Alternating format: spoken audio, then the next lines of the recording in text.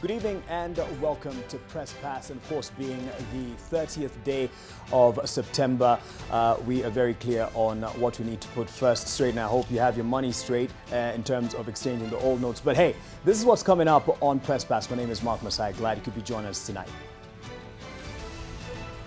The Communications Authority has hit a Beneno evangelical ministry preacher with a 1 million shillings fine for broadcasting indecent content. Nikakata appeal. Sijui kama nitapeo, kama nitaapio. Heard of the watershed period? If not, well, Pastor Nganga has, and we'll be discussing that, what it means for the industry. Police arrested a blogger and an administrator of a Facebook page called Buyer Beware. And this particular story by Sharon Baranga really had a lot of flack in terms of cyber bullying, and we'll be discussing that.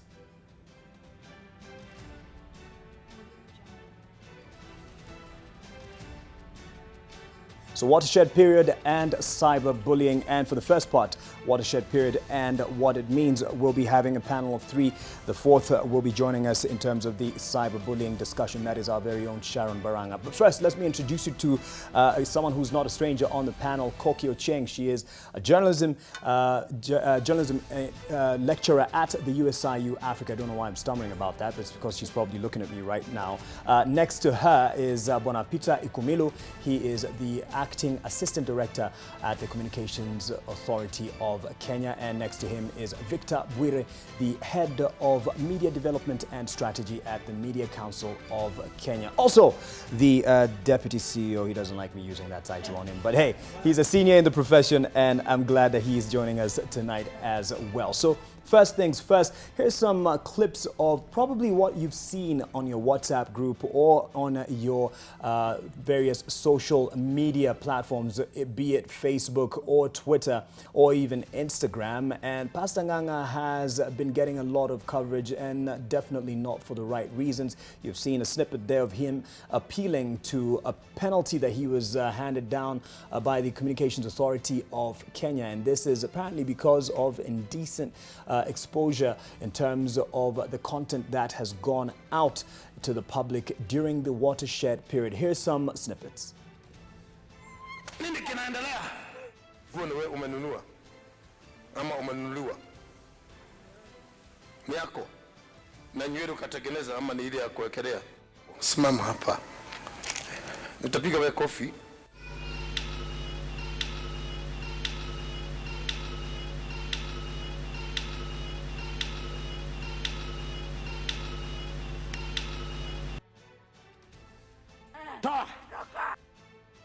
Sema umeviolate, umeoneshana matiti ya mwanamke masaa ambayo sio.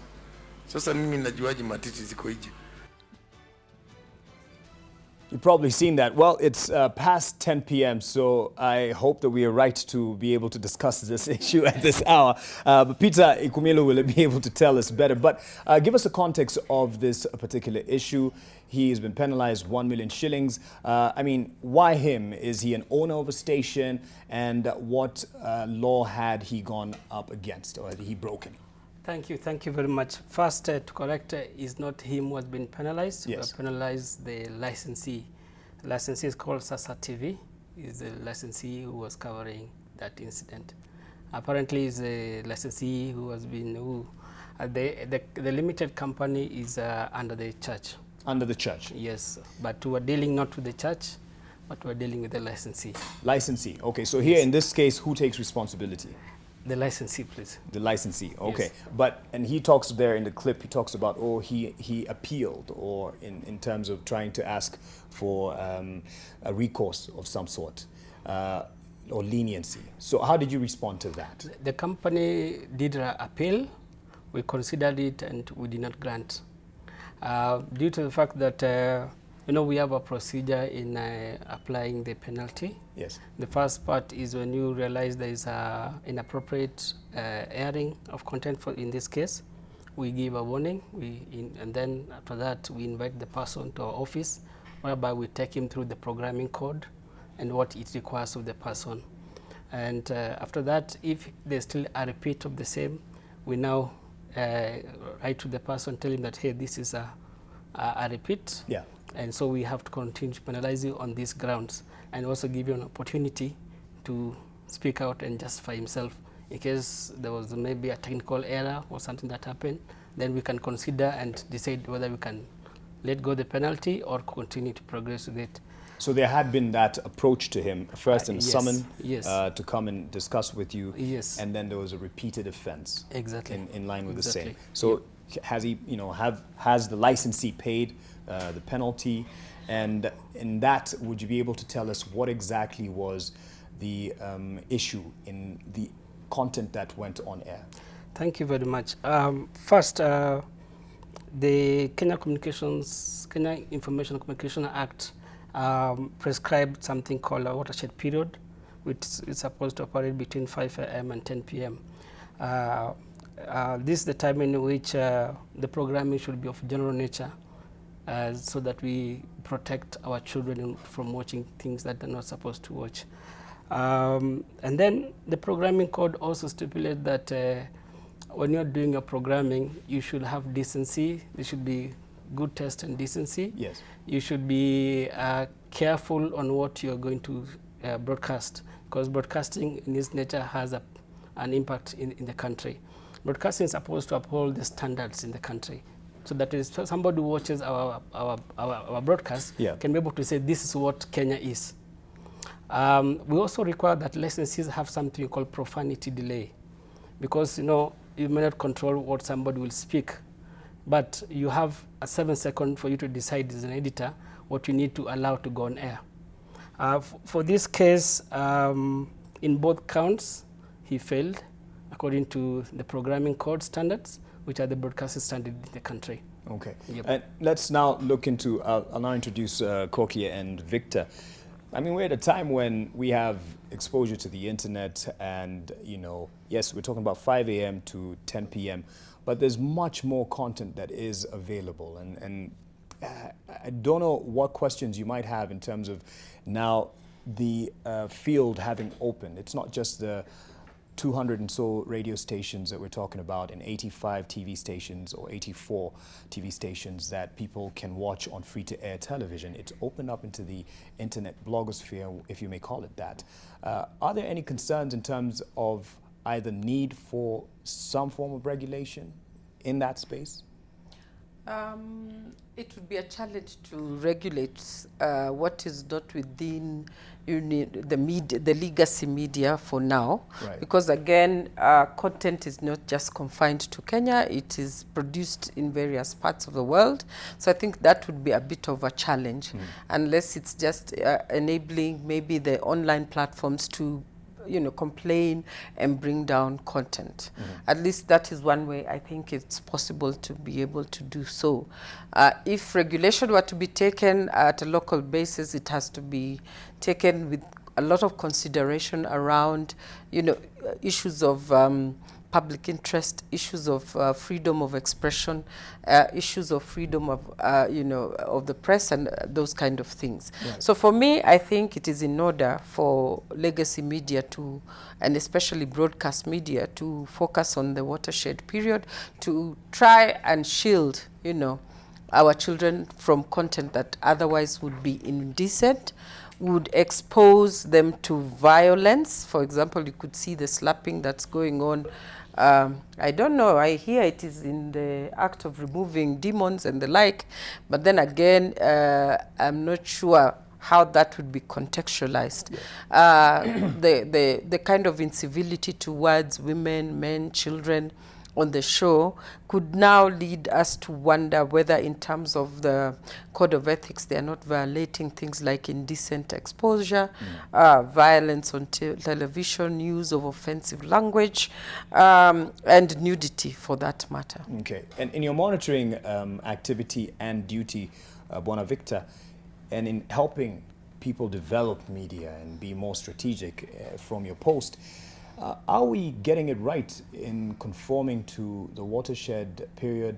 Because you advise, and I mean, you're not there to just clamp down on media. You're there as part of media, perhaps. And are we getting it right? Are we at out of a scale of 10? I mean, thanks, Mark. One of the things we must do regulation across professions is now desirable globally. Yes. That we must be regulated. Now the form and manner and whatever we will regulate is what people are debating. But the issue of regulation must be there. I mean, especially in profession. And a big time, we separate the issue of freedom of expression and the press freedom. Because if you look at our acts, for example, Article 33 of the Constitution talks about freedom of expression, which is a large thing. There's artistic, cultural, academic, and what. But you see now, us as regulators, both the Council and the CA, you see our mandate is limited to Article 34, which is media freedom, and 34.5, I mean specifically. And in recognition that press freedom largely is practiced by professionals, people who have a code of ethics, people who have gone to school, or if not are exposed and know what they are doing as professionals. Yeah. That's why to us regulation becomes something we don't need to either yes or no. It is there, you just need to how. But at the same time, the challenge that comes now in an institution like us is that at one time we are a regulator, but at the same time we are a media development institution. Now in media, in fact our function says promote press freedom. Now at the same time we are told regulate. So both as a regulator and a promoter, the roles keep on clashing. Right. Because you are the last person who wants to close any media station, because you must promote press freedom. At the same time you are the regulator who, when people go wrong, you need to tell them that here you have gone. But the major challenge we are seeing is not with, like Koki said, the legacy media. I mean, quite a number of you have been trained. They are license free. When you are being licensed, you are given licensing conditions, yes, which you must follow. The bigger challenge you are having are people who are either pseudo-registering media houses. They have got nothing, but they will come through a company, a good company, and register. Because the issue of media ownership in this country is also a big challenge that we must deal. That people register companies under pseudonyms, they start operating, but they don't even look at this program code we are saying. Yet it's a licensing condition they have been given. They never even share it with their news station managers and what. Yes. So people are running stations without even an iota of what is it that is required of them. But generally, I mean, the issue of 5 to 10 is desirable. And laws are made for the good people. You know, yes, it's not about clamping down, but we are just saying we are a decent society. We are people who know what we are doing. We know we are good parents. We are good. We need good content for our children, for other people. But obviously there are those people who are also now, who are also like Patrick Kwarko will tell you, who try the system, that they want to push a bit and see who defines decency, who defines what. So they are always trying. But you see, in the bigger picture, is that, Mark, you and me know what decent is, in having grown and known Kenyan culture. So where you want to be stubborn, I'll start saying who defines decency. But when, for example, like that photo of, a half a naked person, obviously, even if we want to discuss and ask ourselves what is decency, but commonly in our society we know that's not fair, and that's why the program code, which actually largely speaks to the code of ethics or practice of journalism. A number of articles actually supplement each other. What the program code for journalists by Media Council and the program code by CA, and they talk about decency, content that. Yeah. I mean, you and me can say, not even about patriotism, because other people say, why do people want journalists to be patriotic? Well, the issue is not even patriotic. The issue is just what is acceptable, even if you are talking in a market between me and you. What language do we use, even if we are even outside media? But on that issue, when you say you and I know what is decent, that in itself is very subjective, and we're in the changing times. And I'm not advocating for anything. Someone asks then, what is your threshold for decency? How do you define it to make it something that is publicly acceptable? I mean, we could agree here in terms of on but Mark, and for somebody who professes a church, in a godly feeling, to bring a half-naked person and you say you don't know what decency is, even look at if it was in an entertainment joint then, or a drinking joint, you would even imagine. But in a religious institution where you bring somebody and you say you don't know, that was bad. Yes. That in itself tells you that's not a sincere person. That's not a sincere argument. Okay. I think the challenge with maybe the ownership, because if you say it's church, there's been a trend over the years for some churches to televise what they do, and I think have connections with media houses to present on mornings and Fridays. So maybe they have just been doing it, you know, without professionals to guide them. Yeah. But the reality is, once you have a license for TV, you know, production, then it becomes apparent that you have professionals working for you. You have people who will edit the content, who will advise on what needs to go on air. This thing of just televising events through the motions without having all these editorial practices around them could be one of the things ailing. And if you say indeed it is owned by the church, isn't it? They might have been looking at it, you know, as a way to, you know, spread the gospel, have more audiences, but in the sense that they were not very keen to know that that particular footage is not one of the things, especially if you don't have professionals behind the cameras. Yes, and to the point of the threshold, what defines it? Because someone might say, I'm a bit confused when this is banned or that is banned. Who's in charge and what are the terms and conditions? Because you'll hear Ezekiel Mutua, who's been called moral police, taking charge in such situations and saying we're coming after, even he said he's coming after Pastor Nganga. And then you hear the Communications Authority, then we might hear even the Media Council. Who is in charge in terms of bringing order? Thank you, Mark. Kenya Information and Communication Act 1998 is amended, Section 46I, speaks about who is responsible over this, and it gives the Communications Authority the responsibility over broadcasting, both the technical aspect, that is the licensing, and the content regulation. It actually gives us the responsibility of coming up with a programming code, yes, the broadcasting standard. May I kindly explain the process of coming up with the programming code? As you have said, and you rightfully ask, who determines the standard? Yeah. Now, the standard is determined by the country. Okay. And according to the Constitution 2010, for us to do anything, to prepare any standard, you have to involve the public. The programming code has gone through public engagement like several rounds before it is approved. And part of this is we did invite all the broadcasters and shared with them the proposed standards for the country. All of them looked at it and they agreed that it is okay. This was gazetted for the required time in the Kenya Gazette, and after which we took it again and through another consultation before it was approved. So when it came to in operation in July of 2016, all the broadcasting houses had been given time to appreciate it and to internalize it. So it is a country standard per se. And in it we have defined, we're speaking about what as a country do we define as good taste. Okay? Okay. Maybe if we had time I could have read us what the programming code speaks, stipulating different places about this. All right. As you do that, Victor, I'll introduce you to this particular argument or question that many have. You will hear Ezekiel Mutua bring up the issue and, you know, come after a station if perhaps something has aired that is out of taste. And someone is asking, who is the person to bring order? Is it KFCB? Is it Communications Authority? Is it Media Council? Is there need to have one center of reference for order? I think, Mark, each of us has a role to play in some of these things. It's not about exclusivity, but it's a mutual approach to some of these issues that they raise. Right. There are quite a number of issues. We work with the Communication Authority of Kenya. I mean, as public institutions and as institutions in regulation, there are things come to us and we say, this CA is best place to deal, and we share. Right. I mean, they get a lot of issues they prefer to, and others. I mean, national cohesion, integration, whatever. So that's the spirit in which we work. That it's not about exclusivity, but it's about the bigger, the bigger picture, about its content.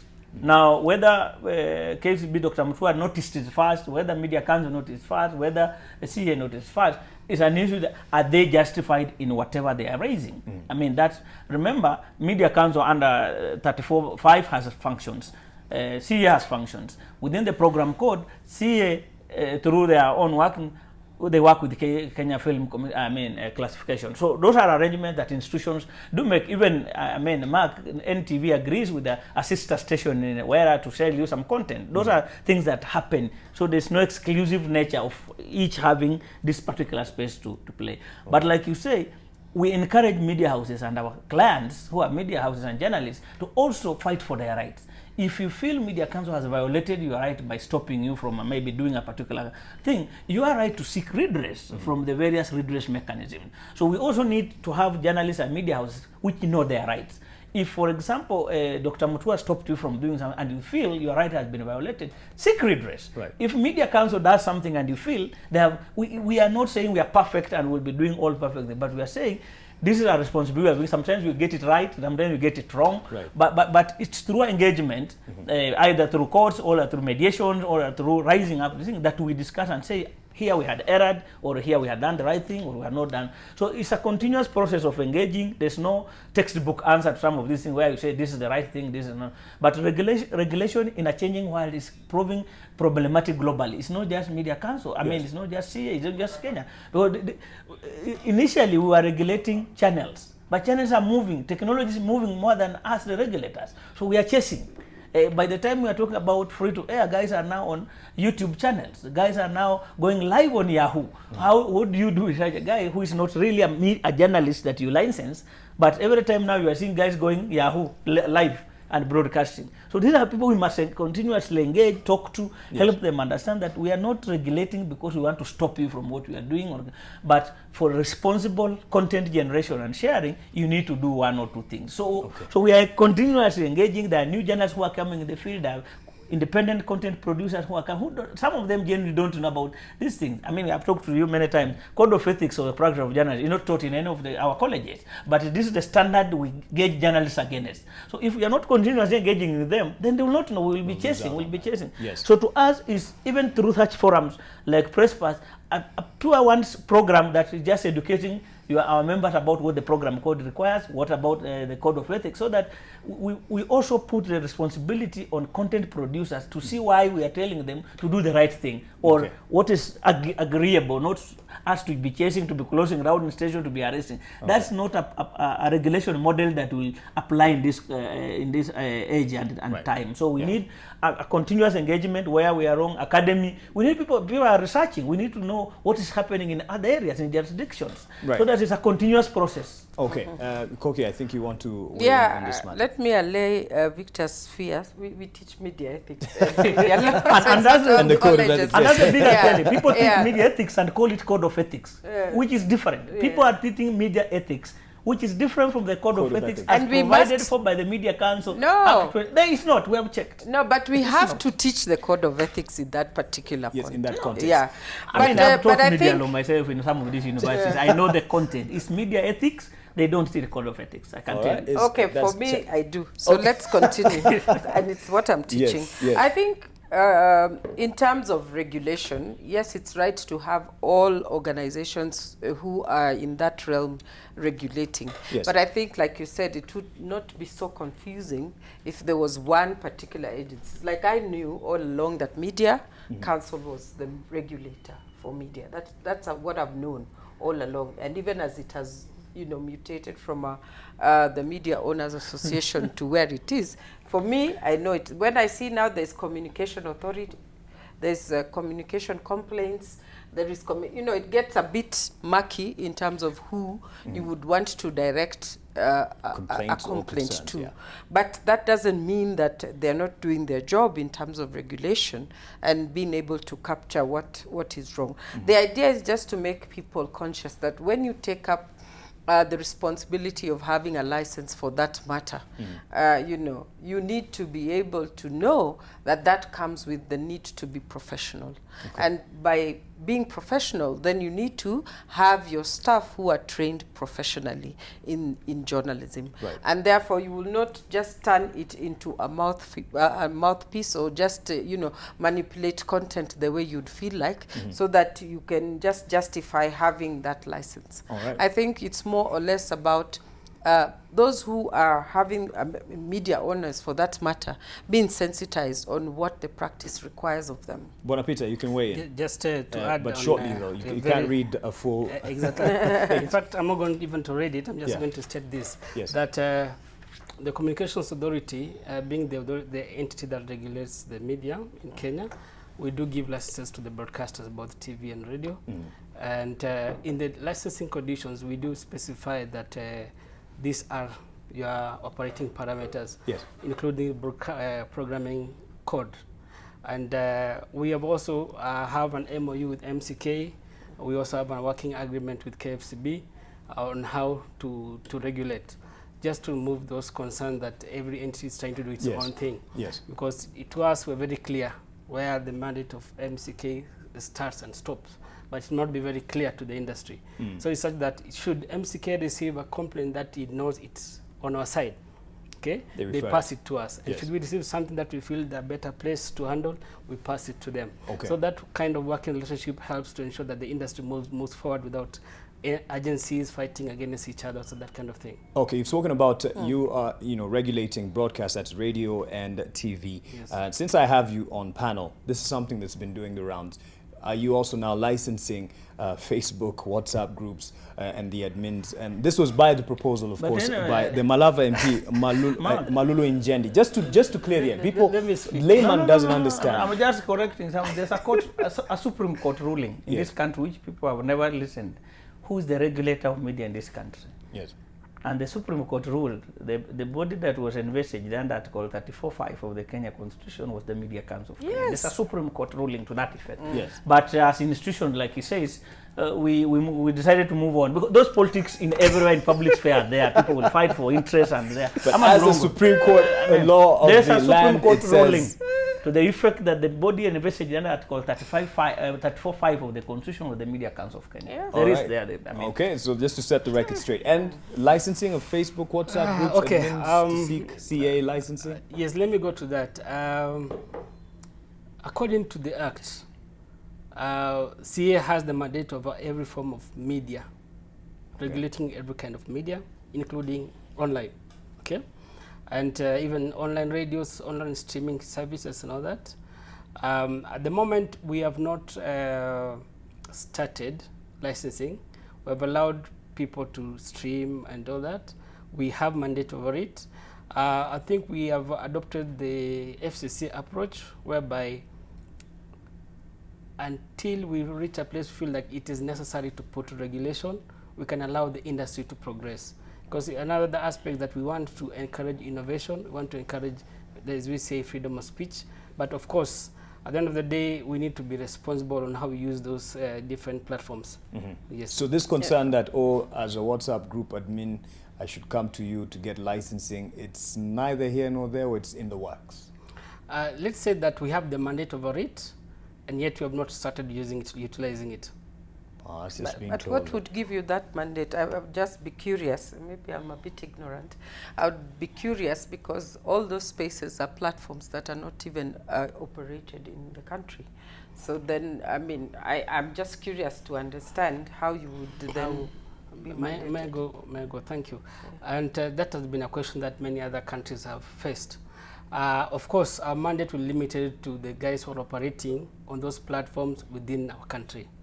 Okay, so if you're going to start an online streaming and you're in Kenya, then our mandate will cover. So if I use my account when I'm outside of the country, it's okay? Yes. If you're using your account when you're out of Kenya and maybe you have a website and you're doing something which is not okay, our mandate does not extend to you, but you're not free, because wherever you're operating from, even if it is USA, there are rules about the cyberspace. Right. And should you, for example, go to your cyberspace and you do cyberbullying, there are mechanisms in which countries have agreed to how to handle it. Okay. So it means that the fact that, for example, Kenya is not regulating that one does not make you free to do anything you want to do. Let me stop you on that point of cyberbullying, because that's what we're coming back to, and I'm under pressure too. My regulator, my director, is telling me I'm out of time for the first part, and since I follow rules, let me stop at this point. We'll be back with that. Cyberbullying, he's put it well, and they say there are means of regulating that. Their concerns, our very own Sharon Baranga, who's been at the receiving end of cyberbullying because of her work, will be joining us for that. Stay with us. In the first part, we ended with the word cyberbullying. And yes, Victor has been bullying us during the break. He's not in silence. But I promised to bring on Sharon Baranga, who's been at the receiving end of quite a lot of hate. I don't want to call it hate typing or speech. But this was based on a story she did mid-August, and there was drama at Buruburu police station after police arrested a blogger and an administrator of a Facebook page, Buyer Beware. You'll actually meet her now in terms of that particular story. Just to put it in context, some things might have changed since then, but this is that story that was filed in mid-August. Earlier today, there was a scene at Buruburu police station. A woman known to many as Mildred Atieno, an administrator of a Facebook group called Buyer Beware, had been arrested. The news of her arrest sent shock ripples through a number of social media platforms, with her followers demanding her release. Members of the group claimed that Millie, as she's known to them, had been arrested for posting a dossier on corruption that implicated Nairobi County Governor Mike Sonko, a claim the Buruburu OCPD refutes. The OCPD says she is being held over human trafficking charges. We realized that in the same facility where the lady was occupying, there were some documents, that is passports or traveling documents. Going further on that, we asked her a few questions, and she was not able to justify exactly why she had the documents and why this lady was there, because the victim was alleging that she has been coerced to travel abroad for employment, which they are in link with international body. We are yet in pursuance of that, because we are yet to establish if actually the documents that are in place are genuine, or she has the legal license to run the business of the same nature. Police say after she was arrested, she tried to escape, causing a scene inside the compound of the police station, and now she will be charged with causing disturbance. Her followers say Millie had been arrested from her home in Buruburu, but police say the woman in their custody was arrested in Umoja. Sharon Baranga, NTV. And I'm glad to have her in studio. Sharon, thank you for joining us. What happened after the airing of this story in terms of the responses? I did the story that Monday, left the office, went home. So Tuesday, when I came in the office, my name was all over the internet. A section of the followers of this Facebook group, Buyer Beware, were not amused. They were not happy with the way the story was covered. They did not like the fact that I went and spoke to the police officer, the OCPD of Buruburu. So one of them actually called, the one who called on Monday, reporting the incident that one of their administrators had been arrested and she was at Buruburu police station. So that lady called me on Tuesday, and she wanted to know why I did not cover the story the way she had briefed me. And I told her I had to go and get the side of the police, because the lady that you're talking about, she is in custody at Buruburu police station. So I wanted to get the side of the police with regards to this case. So, and that is when now everything went berserk. Everyone was not happy. Right. They were like, you should have covered this story the way we had told you that you should cover it. But I don't know. Is it because she, Mildred, was painted in a way, as the police said, suspicions of activities of human trafficking?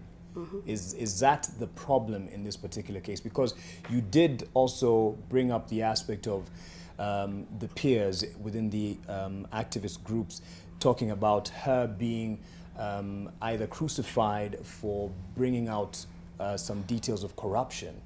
So there was some sort of balance. But why were they so mad? Not just that you didn't carry the version with their brief, but that she ended up looking like she has a case to answer. You know, the way I did that story, the OCPD his side of the story was that this lady was being investigated for human trafficking. And that is what they didn't like in the story. They wanted the story to be covered that, you know, this lady was being harassed by the police officers, and it is the Nairobi governor using the police officers to harass her. So they wanted that side of the story to be covered, which I also mentioned in the story. But mentioning the other side of the OCPD, they were not really comfortable with it. And then that's where everything went We'll get to the form of cyberbullying that's taken, but Victor, I'm sure you followed this particular story and the reactions to it. NTV wasn't the only station that did this story. Other stations did it, but the flag seems to be really on our, towards us. What's your reading of the whole situation? I think it's purely pole sana. I mean, and we talked a bit, but we needed to know more than what we did at that time with you. The thing is that technologically people are being harassed online because of their work, and for that reason, sometimes when a source talks to you and thinks he has influenced you, sometimes not even money as people think, but sometimes you listen to somebody and he thinks you will side by their story, but journalists side with the truth. They don't side with whoever source it is. So again, as an approach, a journalist has the discretion to approach a story in the manner she feels professionally the best according to the facts she has, adduced. So while this particular case, or sometimes we look out for people we think are weak, so that we push and harass, but that's not allowed. It has happened to other media houses in other stories. I mean, you have seen many times. 2 weeks ago, The Stand, people had the same story, but one of our leaders chose one, so sometimes it's not that they hate her or something, but sometimes while they were talking, they thought they might not have had a chance to talk to the other media houses. That's also a possibility. So once they had talked to her, they thought they had influenced her thinking. But you see, talking to them did not mean that you will go by what they have. They are not your editors to instruct you which angle to take in a story. And many times we tell such people, I mean, if you are doing a story that is pleasing everybody, then we are not doing journalism. I mean, we do public good journalism when those stories annoy people, and unsettle people, then you are doing your work. And there are mechanisms where we have told members of the public that yes, many times the journalists are not perfect, will go wrong. Yes. You have mechanisms. Here we have a public editor in Nation here. They can bring their complaint and say, we feel Sharon was unfair to us. Or there are bodies like Media Council of Kenya, which has a complaints commission, where you take your complaint and it's handled. But when you now take such in your hand, it also defeats the whole purpose, and we start doubting your sincerity in the manner you are saying you are not covered well. Because if you are covered well, many times, if we are going to do stories the way sources want us to do, then we'll stop being journalists. We become pipelines to be just passing people. Which we're accused of being a lot. So it's unfortunate, and like we are saying, if things were, we have taken action. I mean, Sharon, you remember Stella Murumba went through the same thing when she did the Minister of Health story, and she went through. And I remember Lynette Wafula of Nation, Kakamega went through. She has gone through that, and other journalists. And we are just, what is encouraging is that bring some of those cases forth in a formal manner so that they are acted upon to deter such to happen. Is unfortunate. And more importantly is what we are now engaging in, the Media Literacy Forum, that we must help our audiences to understand that media has structures, a professional way they work. And sometimes before you see a story online, a journalist has talked to you, he has talked to his editors or her editors and other people. By the time a story is running, it has gone through a process. It's not just somebody who wake up and said, I'm going to hit so-and-so, In fact, journalism, we operate with a principle called minimizing harm. We don't do stories because we want to injure anybody. But in the process of doing it, it can injure somebody, but that's not your intention. So she had no intention of injuring anybody, but to the best of her judgment and her editor, they felt that that's the best approach to that story, having listened to all the group, all the people who had talked. All right. And Bwana Peter, in the break you mentioned something like Kenya Computer Incident Response Team. And just before we took the break, you talked about cyberbullying and your purview over that in terms of perhaps regulation, bringing order to it. First of all, the cyberbullying, what what happens for it to be accorded that name, cyberbullying? Okay. Thank you, Mark. And before I go to that, I do appreciate Sharon and your good work. It's actually good journalism to get both sides of the story before you publish. I don't agree with Victor that the story has to be annoying, but I agree with the fact that you have to minimize harm. Because we need to move away from emotional reporting. We need to have factual reporting. Yes. I believe that's good those journalism. Facts unsettle people. They may. Let's use the word may. Many times. Okay, now to your question, Mark.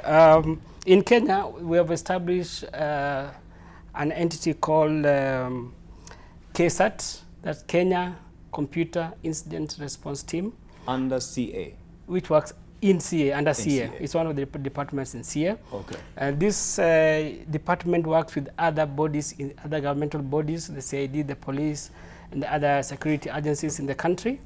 And this entity is connected with other SAT. In the world, computer incidences are managed using a body called a SAT.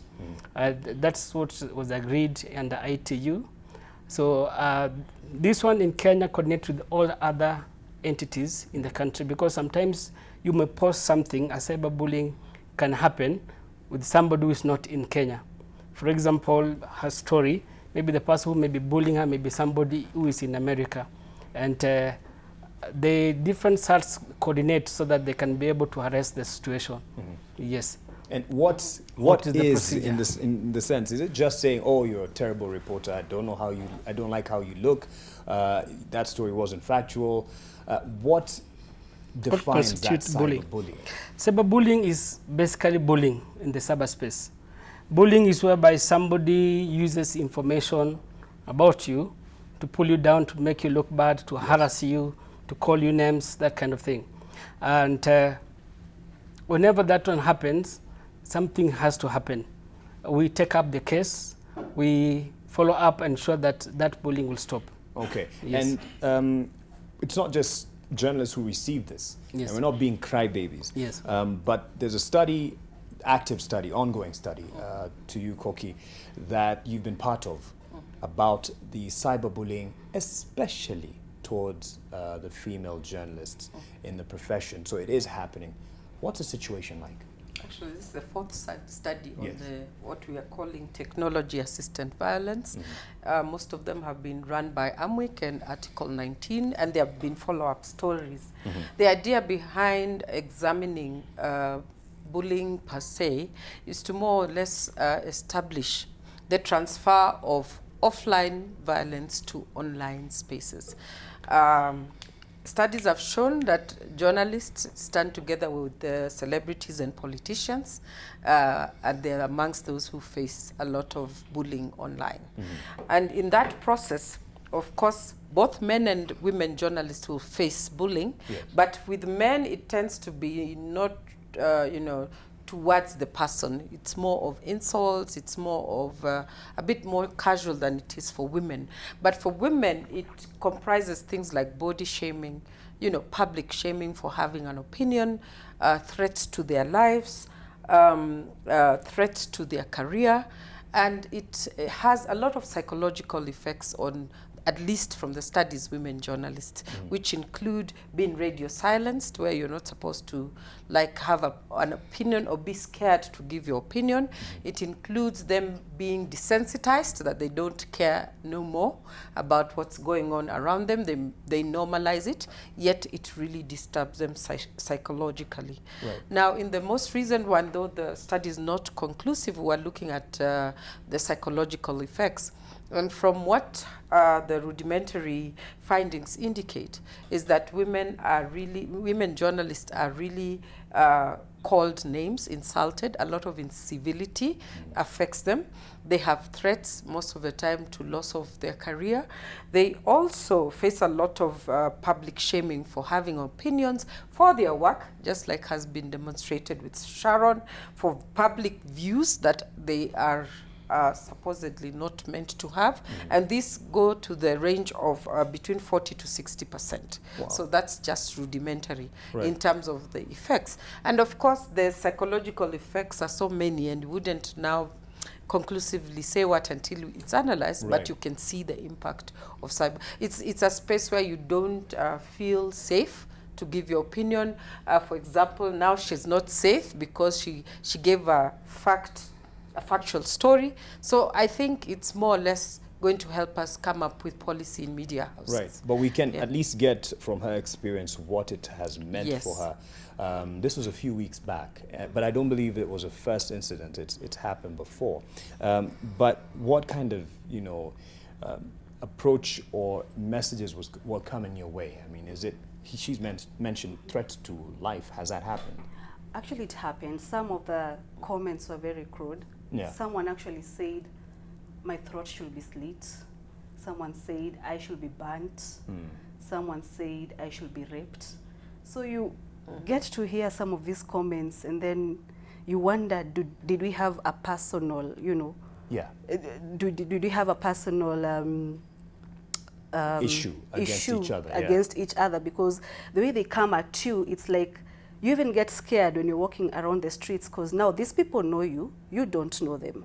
So at some point I was really scared, even just walking around the streets, because this is a group that has thousands of followers. Buyer beware. There are people who know you, they watch you, but you don't know them. I'm not even part of that group, because some of these comments that I was getting, they're just some of my colleagues and friends who are getting screenshots and sending them to me. Just telling me, you know, hey, it's not good out here. We have these people who are really targeting you in their comments, and just be careful when you're walking around the streets. Right. And I think just to add on to that, that lack of, it's anonymous. So, and then you can't place the name, and then it's consistent. You know, it's like what is it? An avalanche of very many comments from people you don't know really creates that uncertainty. so they hide behind that, but is there a way of getting to them? Yes, and that's where we come in. And one of the things that we advise anybody who is cyberbullied is to just go to the website for KSAT. That's www.ke-cirt.go.ke. The homepage, there's a place called report an incident. You click that one, and you just fill the form and email it to us. We'll be able to take up the case.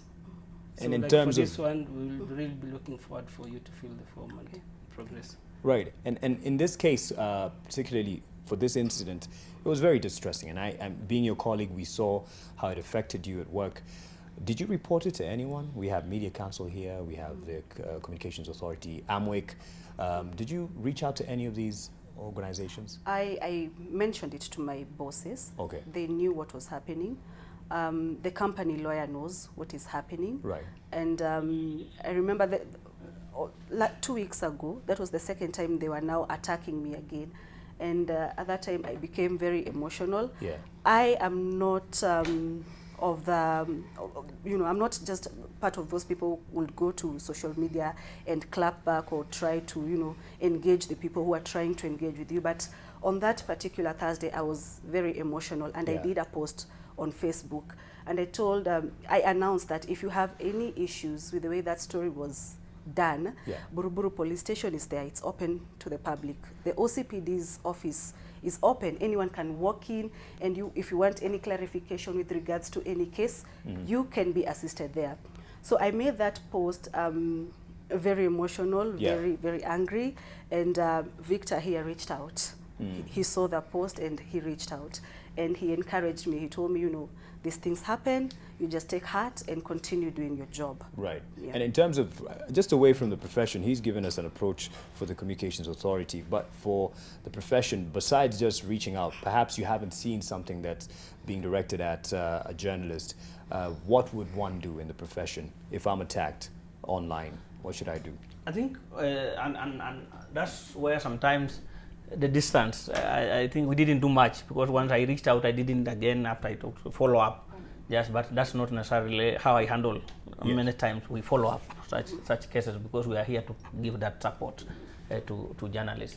These things are happening. They have affected a number of our colleagues. They are unfortunate. I mean, you remember Leto, herself, and other people who have gone through this. The first thing, like we say, is normal to share with your editor. And why we normally ask people to share with editors, sometimes we get cases, for example, directly, and media houses or the employers start saying, he never even told us, you know. Right. We start those blame games and yet somebody is suffering. So procedurally, we say, just alert your editor, much as you bring those cases to us. Two, we quickly do a follow-up or verification. And once we establish a few facts, we will refer to our colleagues, both at the cybercrime unit, at the police, CID, our colleagues, and do follow-up to make sure that we give you support. In addition to, because that's a crime. And what we have been saying, that this part of why sometimes we don't push for laws so fast. There are already insert laws in our laws, even without cybercrime. Because if you go to a market and somebody insults you, the law protects you. We have laws on provocation, we have laws on indecent assault, they are still in our laws. This can still be used even outside the cybercrime related laws, because these are crimes that have been done to you. So once you report, we will do a follow-up with the relevant institutions. And in a number of times, we have had people arrested actually under search. On such cases? Yes, we have had, I know we have about 4 cases where, because there's no anonymity on the internet. I mean, the cybercrime unit, the CEO will follow you up, and I mean, so it's just an issue of sometimes journalists, their nature, and it's not that they're weak, but rarely do want to wars or fighting with people, you know, because some of them are still your associates, and sometimes you say, but where it has reached, somebody is calling for your killing, for your arrest, that has already gone beyond. I mean, in terms of risk analysis, that's already a person who means bad for you. You can't be fair to him or her. Report that matter immediately, and we follow up. And we are appealing to editors largely because most of the journalists report these cases, but editors downplay them. Yet these are the people who meet those things. Because I would see from her posts, I could feel it. I mean, what she was going through from that dashboard. Two, there's that now need immediately for obviously psychological support. It's not a sickness, but she needs to be talked to in a separate environment. And I know Nation has a psychological support program. Media Council has a psychological support program where we have counselors who sometimes talk to when such cases happen to our journalists. We want to encourage you. Psychological such cases is not sickness, not a weakness, but it happened to you, it's affecting you. So you come out and talk to through either the Nation or reach out to Media Council. We'll organize some psychological, but on the other hand, the criminal aspect must be pursued also. Because someone is saying, and not just for the journalist, just generally, we need an example set. And we need to see that someone is brought to book. I think what worries me is the source wanting to control how you write your story. I think that's what is more worrying. The impression that you can use the media, you know, like in terms of mediatization, you know, play up to the media so that they tell your story the way it is. I think that's what's of concern to me. And the inability for the public to understand that really the story is not a straightforward notebook kind of, you know, writing down. There are considerations that someone needs to make. Facts have to be verified. If at all somebody was arrested, of course, there's the OB book, the occurrence book. There is the source from the police station. There is even source from the neighborhood. So it's important that they know that writing a story is not just a composition or creative writing for that matter. There is the element of facticity, there's the element of verification, and there's the element of objectivity. You have to be objective on both sides.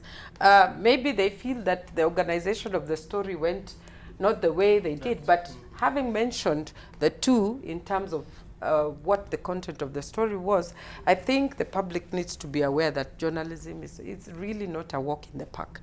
It's really all about that. All right, we'll conclude this conversation, and I mean, even as we are told in class, to be a journalist, you need to have thick skin. So, are we softening up? No. That's one thing we have refused, Mark. That's one. Journalists are human beings. The issue of living a superhuman that we have, because we are journalists, it's not there. You are a human being. You can break down. You can cry. You can be affected. That's very true. That's perfectly normal. Actually, many reasons why Kenyans are in civil or would find any opportunity to be in civil is just because they don't handle mental illness as it is. And mental illness has all these negative connotations. And mental illness to Kenyans is the madman in torn clothes and ragged. But the truth of the matter, we all face stresses at some point in time.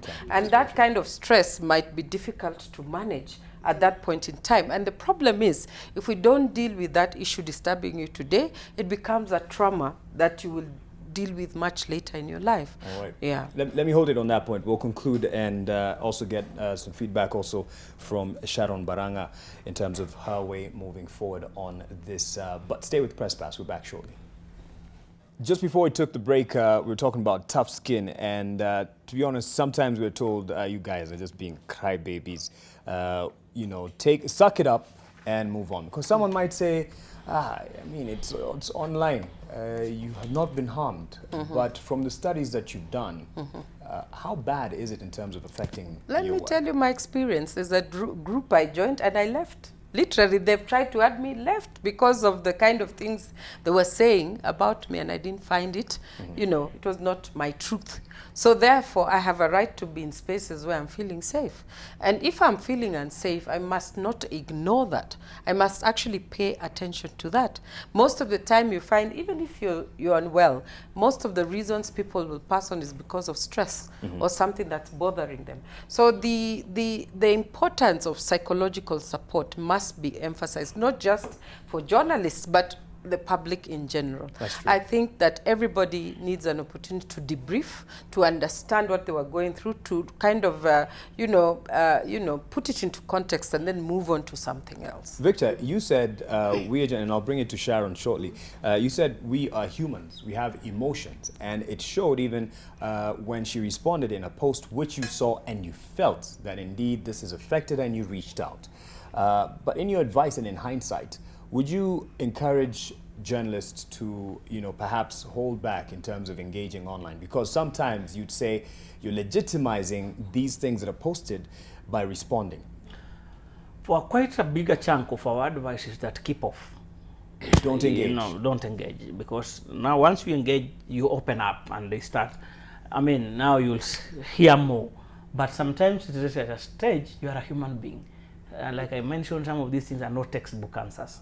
It reaches a stage. If you talk to Mwanaita Chituga, talk to Akisa Wandera, they have gone through the same.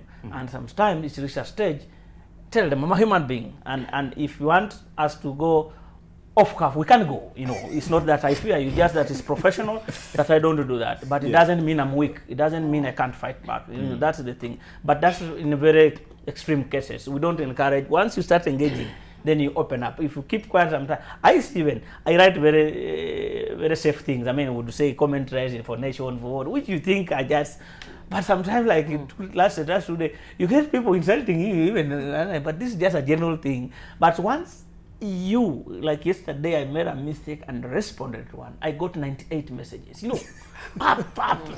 You're useless, you know, those things. But there are many that have been keeping quiet. They will talk 2-3 messages, then they were not answering. Maybe the last one will be Mujinga Wachanena, and then the discussion will cut off. But once you engage, sometimes, but we are saying sometimes it's really a stage you are holding on, because the other challenge of holding on, that you burn inside. Yeah. You know, you burn and you continue burning as you hold on, It reaches a stage you break. So sometimes where necessary, you can release the tension and also just speak. I actually had an FDG focus group discussion with anchors, and they are stuck on that one incident or two, or continuous. It would be one issue, but they are really stuck at it because they've not been able to unpack and move on. So imagine that is just one incident. If you're undergoing several of those, like Sharon, maybe, I mean, the impact of that on your personal life, your esteem, the way you viewed yourself, the value you had in yourself as a journalist is really affected by that kind of... And the worst happens now to your friends who don't understand. That there are people who are insulting you and you are not even answering. So there were those who start thinking, kumbe nukweli, you know, without knowing that professionally you didn't want to engage because you know what you are doing. But then they will start now saying, kumbe we said Sharon yako hivi, unaona hata aliambiwa hivi hakujibu. I mean, you know. some of the cases though, I mean, if someone were to say that, it means that I got 5 million shillings to do a story. I believe that's one of the accusations and they put out there.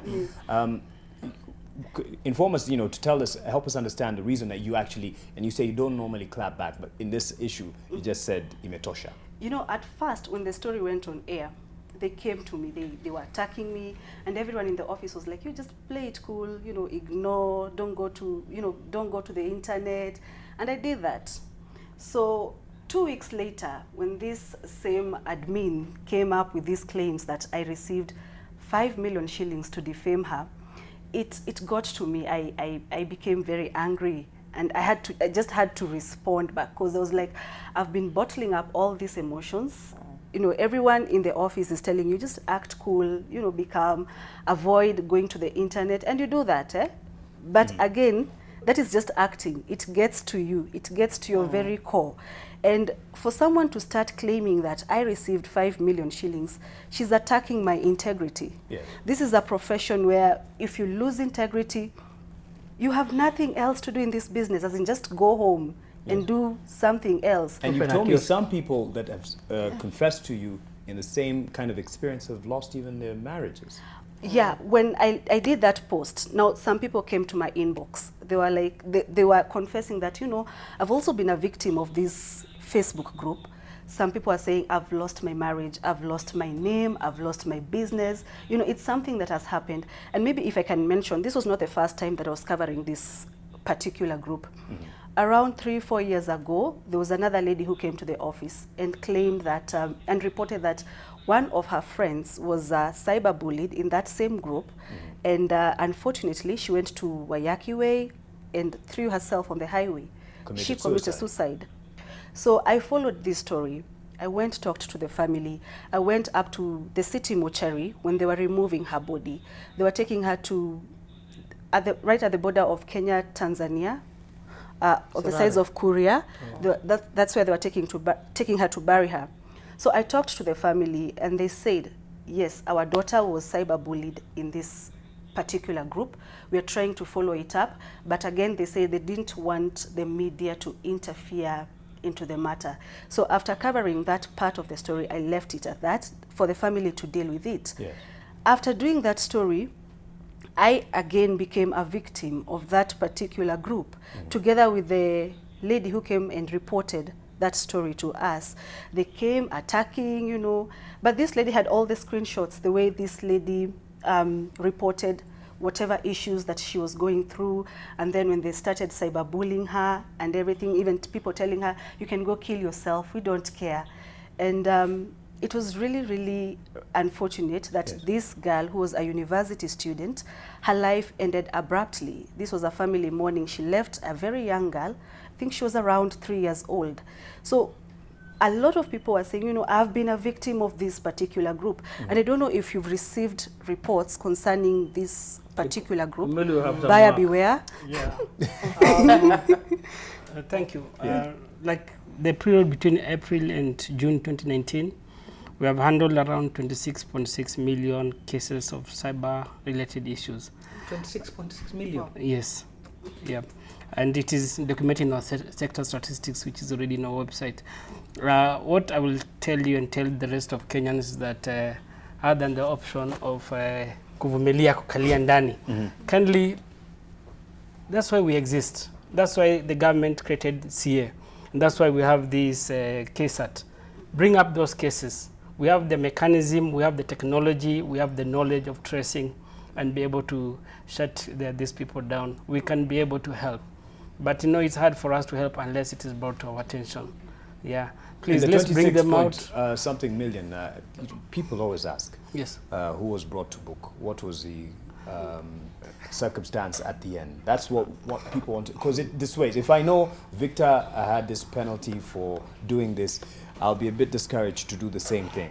You know? Yeah, I get you, but I will not be able to disclose these ones in the public media. Okay. Yep, but that is data action that we is have. taken. Yep, and these sector statistics are not me telling you. We have already posted this in our website, so it's official. Official. Yes. It's something that you'd be interested in following up on in terms of. No, but I want to be safe. I don't want to find my head. I'm just kidding. So what I'm trying to say, Mark, is that let the country take advantage of us. Let them people not sit on cyberbullying, but let them speak out so that we can be able to help each other. Yes. Thank you. Yeah. And also, as you respond to in your experience, if it is worth pursuing in terms of online, because sometimes they just want to spite you and get you to that place where you're just seething. What's your advice? Yeah, I mean, it like they said, it's an emotional kind of engagement for a person. But then if there are channels, I've seen studies that talk about, you know, legal approaches to dealing with online violence or technology-assisted violence.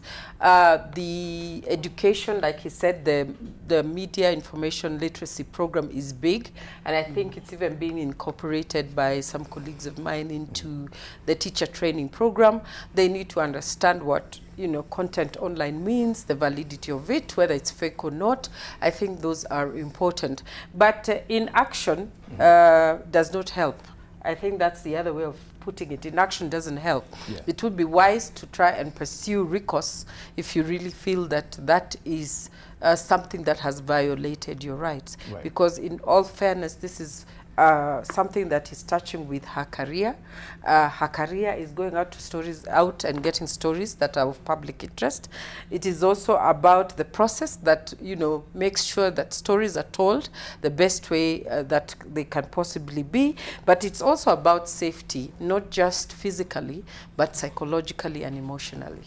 Okay. And just to add something, we also, those who are bullying, when they know that they can be arrested and the law can take its full course, it will deter them from continuing. Because the person who is bullying Sharon will bully Victor tomorrow, because these are the people who are on the internet space.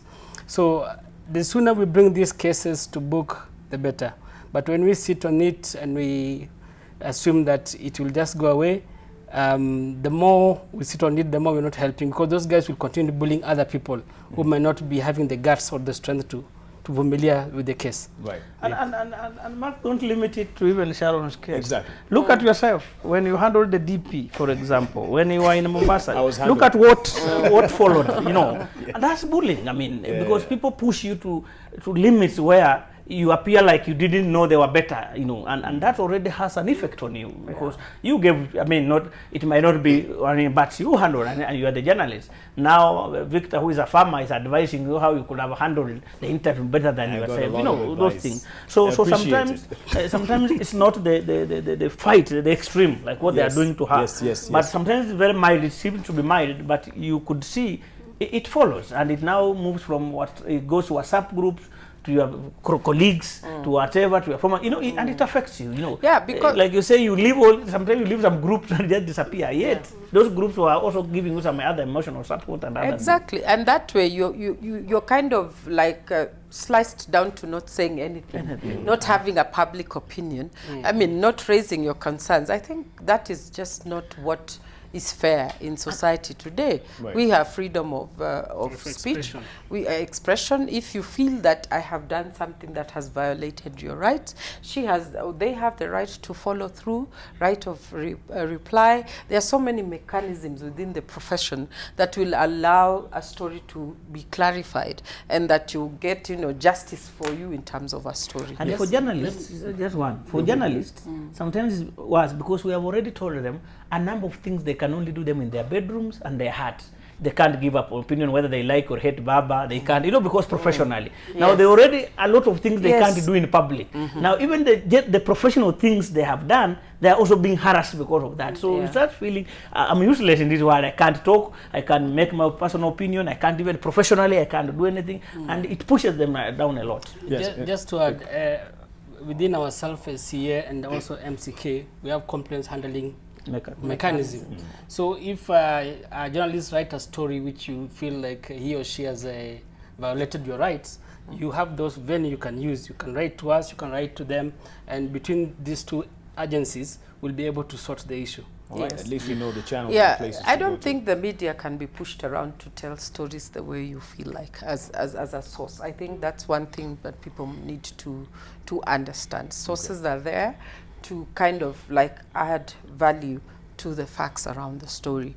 So if you find the story, and always people ask, how come I go to the media house and then the story doesn't come out the same? Because the process is not only you who's providing that. Sharon, does this make you a stronger, I mean, you're an education reporter, that's what you specialize in, that's what you're very passionate about, but you can't quite call this education, but you report it nonetheless, and other stories will come your way. Does this make you stronger, or does it discourage you? Because it is discouraging. But what does it do to you as a reporter? As a reporter, I know I know my mandate. I know what I'm supposed to do. Yes. You cannot just call me and tell me this story that needs to be covered, and then I just go with your angle. I have also to look at the other side. In fact, I forgot to mention on that particular story, they were trying to, okay, I don't know, they were incriminating the Nairobi governor.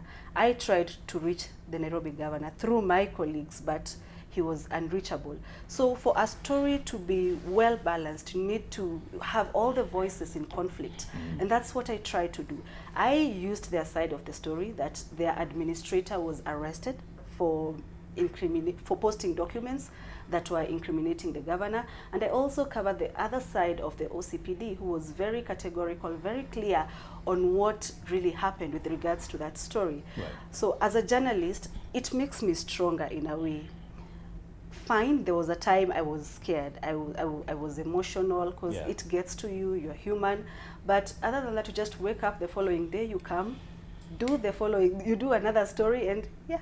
Because if you don't come, you'll be fired. No, I'm just joking. No, you come because of duty, and you love what you do. And I see it. I mean, as your education stories come out and it churned out from different corners of the country, it tells the nation where we are. And it's told many people's stories and struggles in trying to educate the populace. So thank you for your good job, and continue doing that. And ukifanya kazi mbaya, we'll also bring you here to ask you about the same. And Victor Bwire will also be reaching accountability is two-way. We demand accountability from others, we must also be accountable. That's so where he does wrong, there are procedures. So let's do follow them. Where he does right, we buy her lunch. She's doing good work. No, that's influencing. No, lunch. No. Now that's an issue we should bring up. Everyone needs to be appreciated. Appreciating is not that's another episode. Let me just stay out of it. But I'd like to thank you, Sharon. Thank you, Victor. Thank you, Peter. And thank you, Koki, for your time. And of course, your contribution to this. You said www.ke /cert or dash. CIRT. So you can say it. You can say it.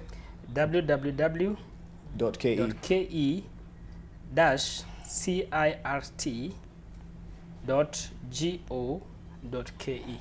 And then you follow the instructions, report page or tab, and report the particular case. Yes. Because it's not just for journalists, it's for many people that it comes their way. So thank you for your time, all of you, ladies and gentlemen. Thank you to the team that made this possible. But as always, we end up with on the international radar, or with the international radar. And you've probably seen this story, growing a backlash against this BBC presenter. And the corporation that is BBC faces staff revolt over response to presenter's Donald Trump remarks. The BBC is facing a growing crisis over its decision to censure the presenter over comments she made about Donald Trump amid a furious backlash. Inside and outside the corporation, the BBC breakfast presenter was found to have breached her employer's editorial guidelines when she told viewers that she felt absolutely furious about the U.S. president's language shortly after he told 4 Democratic Congresswomen of color, all U.S. citizens, to go home. The corporation's executive complaints unit partially upheld a single complaint from a member of the public, leading to a staff revolt and growing anger at how the BBC balances its duty to staff and audiences when it comes to issues of race. Hey, this is another issue, ladies and gentlemen, that goes to the aspect of we are humans at the end of the day. But how far can we bring in our own opinion? That's probably another show for this. And this, the rest of the article you can read, of course, on theguardian.com, just to get more on that. But it's affecting them as much as us. The profession, it is global, and we face many of the same challenges. I'm sure even some forms of cyberbullying going away from the Trump supporters. So anyway, that's it for this Press Pass edition. Thank you very much for your time, for your attention, actually. My name is Mark Masai. Have yourself a good night.